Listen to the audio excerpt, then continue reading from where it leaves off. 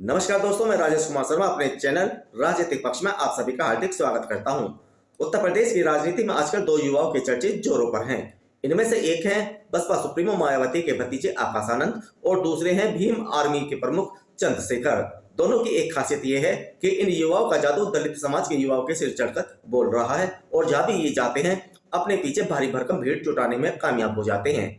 आकाश आनंद और चंद्रशेखर की तुलना करें तो जहां आकाश आनंद को राजनीति अपनी बुआ मायावती से विरासत में मिली है, वहीं चंद्रशेखर ने भीम आर्मी खड़ी करके अपनी जमीन को खुद मजबूत किया है। आलम यह है कि आज भारत की राजनीति में आकाश आनंद और चंद्रशेखर दोनों ही दलित समाज के बड़े चेहरे के तौर पर प्रोजेक्ट हो चुके हैं। लेकिन इन दो युवा नेताओं ने उत्तर प्रदेश की राजनीति की दिशा और दशा दोनों को ही बदल कर रख दिया है, क्योंकि ये दोनों युवा नेता उत्तर प्रदेश की जमीन से ही निकले हैं और आने वाले लोकसभा चुनाव से पहले ये दोनों अपनी ताकत में और इजाफा करने के लिए अपना पूरा दमखम लगा भी रहे हैं। पहले बात आकाश आनंद की करते हैं। बसपा सुप्रीमो मायावती के भतीजे आकाश आनंद राजनीति के क्षेत्र के अब बड़े खिलाड़ी बन चुके हैं। मायावती उनको अपना राजनीतिक वारिस यानी बसपा का भविष्य का अध्यक्ष भी घोषित कर चुकी हैं। आकाश आनंद में अपनी बुआ मायावती जैसे नेतृत्व करने के लक्षण भी साफ दिखाई देते हैं। अब मैं आकाश आनंद की बढ़ती ताकत और लोकप्रियता दोनों का ही उदाहरण आपके सामने रखता हूं। अभी हाल ही में 5 राज्यों में विधानसभा चुनाव हुए। बसपा सुप्रीमो मायावती भी काफी अरसे बाद राजनीति में सक्रिय हुई और उन्होंने इन राज्यों में चुनावी सभाएं की।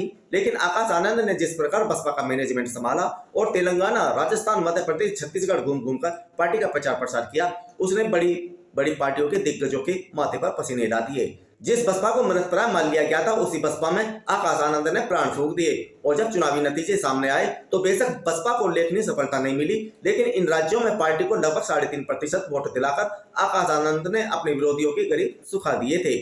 आपको बता दो कि बसपा को कभी राष्ट्रीय पार्टी का दर्जा प्राप्त था, लेकिन धीरे धीरे हाथ से प्रजाति बसपा में प्राण फूंककर आकाश आनंद ने अपने विरोधियों को साफ संदेश दे दिया है कि उनमें नेतृत्व करने की क्षमता तो है ही, साथ ही बसपा की ओर वोट कन्वर्ट करने की ताकत भी वे रखते हैं। आकाश आनंद अपने आप को जिस तरह एक्टिव मोड में रख बसपा में जान फूंक रहे हैं, उससे उनकी बुआ मायावती के चेहरे पर आई मुस्कान बताती है कि उन्होंने आकाश आनंद को अपनी विरासत सौंपने की घोषणा करके कोई गलती नहीं की है।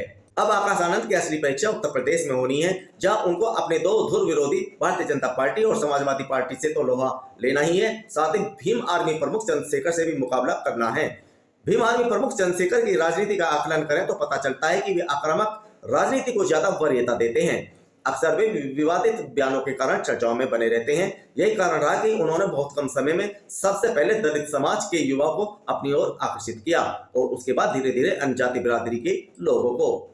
वैसे आपको बता दो कि चंद्रशेखर सवर्ण समाज के खिलाफ काफी आक्रामक रहते हैं और यही फार्मूला वे इस बार भी लोकसभा चुनाव में आजमाने जा रहे हैं।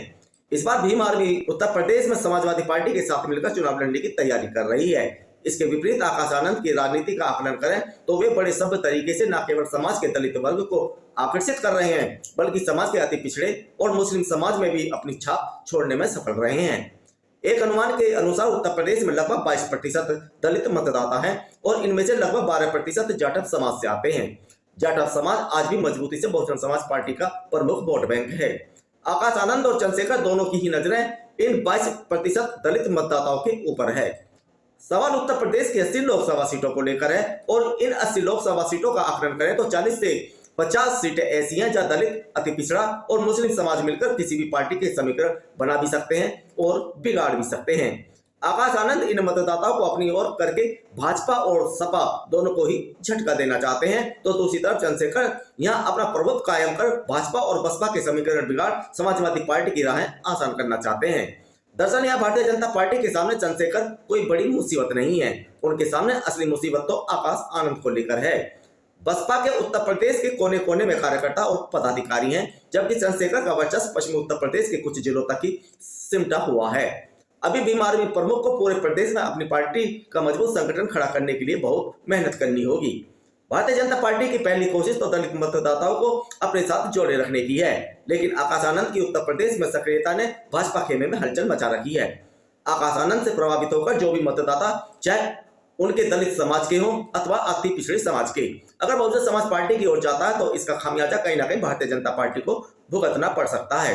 कहने का तात्पर्य यह है कि बसपा अगर अपने पुराने वोटरों की घर वापसी करा देती है तो भारतीय जनता पार्टी के वोट बैंक में सेंध लगना तय है और भारतीय जनता पार्टी की परेशानी का मुख्य कारण भी यही है। भारतीय जनता पार्टी के रणनीतिकार परेशान इसलिए भी हैं कि पिछली बार 1 दर्जन के लगभग सीटें ऐसी थी जहां उनकी पार्टी बेहद कम मार्जिन से चुनाव जीती थी। राजनीति पर पैनी नजर रखने वाले मानते हैं कि आगामी लोकसभा चुनाव में बसपा अगर भाजपा के 25-30% दलित और अति पिछड़े समाज के वोट बैंक में सेंध लगा पाने में कामयाब हो जाती है तो इन 1 दर्जन सीटों का परिदृश्य बदल सकता है। भाजपा चंद्रशेखर के मुकाबले आकाश आनंद से इसलिए भी असहज है क्योंकि चंद्रशेखर केवल दलित समाज तक सीमित होकर रह गए हैं, जबकि आकाश आनंद ने समाज के पिछड़े और अति पिछड़े समाज के साथ साथ मुस्लिम वर्ग में भी अपनी दमदार उपस्थिति दर्ज कराई है। बसपा ने अगर लोकसभा चुनाव में मजबूत प्रत्याशी उतार दिए और आकाश आनंद के साथ यदि मायावती पूरी ताकत के साथ चुनाव प्रचार में लग जाती हैं, तब यहां बहुजन समाज पार्टी अपने विरोधियों को पटखनी दे सकती है।